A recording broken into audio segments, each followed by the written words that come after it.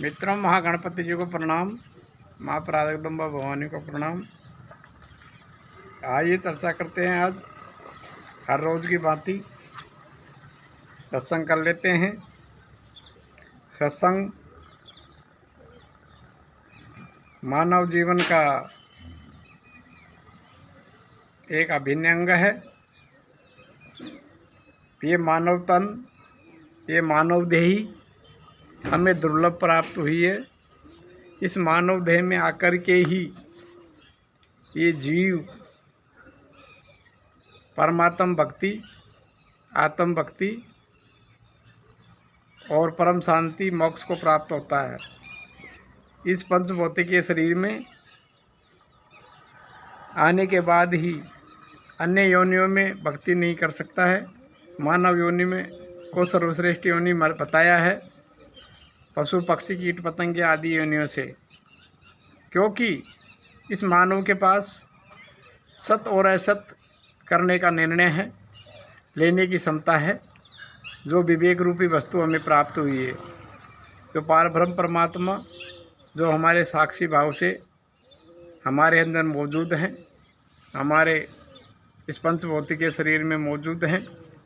इस शरीर को चलाने वाले अलग हैं, और जो साक्षी भाव से देख रहा है सब कुछ, वो सत्य विवेक भी हमारे अंदर गुरु रूप में मौजूद है।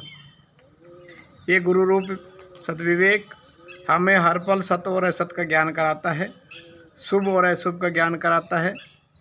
जो भी हम कर्म करते हैं, शुभ कर्म अशुभ शुभ कर्म, उन सभी का हमें ज्ञान कराता है।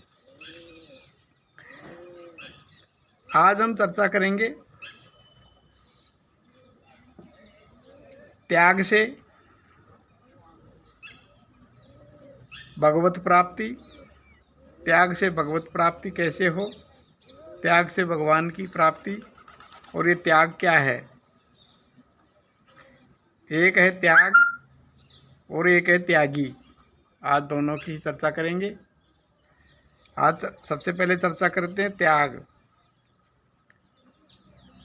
त्याग है गृहस्थ आश्रम में रहते हुए भी मनुष्य त्याग के द्वारा परमात्मा को प्राप्त कर सकता है। परमात्मा को प्राप्त करने के लिए त्याग ही मुख्य साधन है।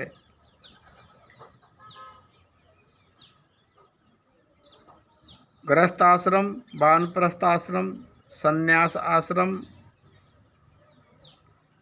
इन सभी के अंदर गृहस्थ आश्रम को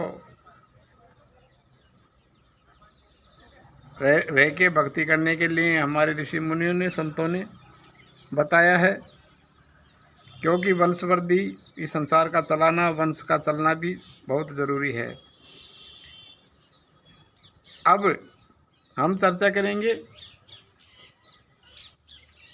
त्यागी। त्यागी ज्ञानी को तो स्त्री भोग प्राप्ति नहीं होता, ताको स्त्री भोग के होते। संन्यास के निरूपण, रूप विषेद का संभव ही कहाँ से होवेगा। और जो त्यागी होकर के सांसारिक भोगों में, भोग विषय प्रवृत्ति में होवे से पतासी भवन भक्षक पुरुष त्यागी नहीं है, किंतु त्यागी के वेश में को धारण करने वाले नट की नाई दम्भी होने से गृहस्थ से भी अधर्म है, वह पूजा का पात्र नहीं है। जैसे कहा है, गाय भैंस घोड़ी गधी, नारी नाम और तास, इतने मंदिर में रहे जहाँ कीजिए ना वास। बहुत ही अच्छी जानकारी दी है, बहुत ही अच्छी सुंदर जानकारी दी है।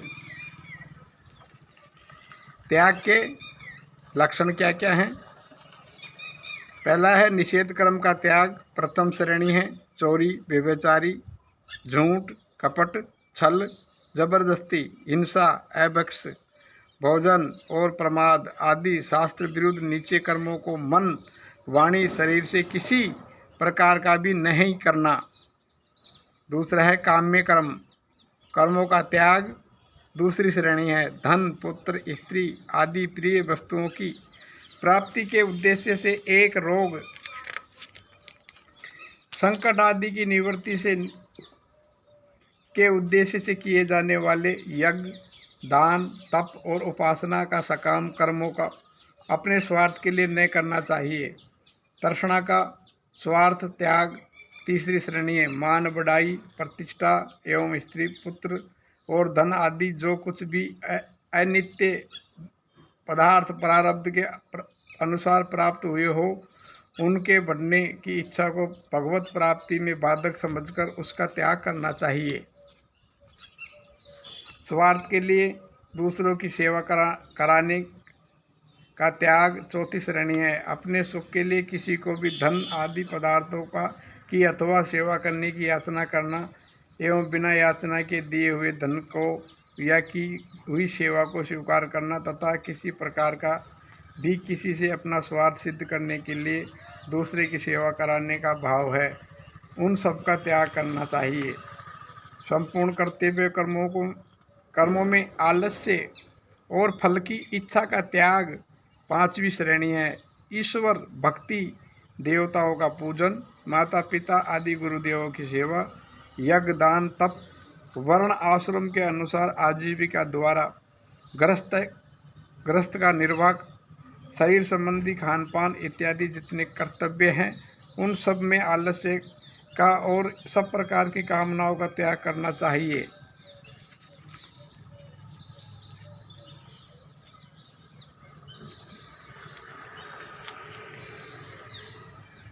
मित्रों, हम हमारे शिवांश दास जी के नुस्खे चैनल पर ऐसी नई नई जानकारी और नए नए वीडियो लेके आते रहते हैं।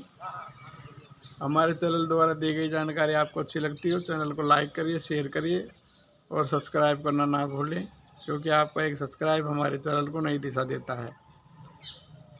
हरि ओम, हरि ओम।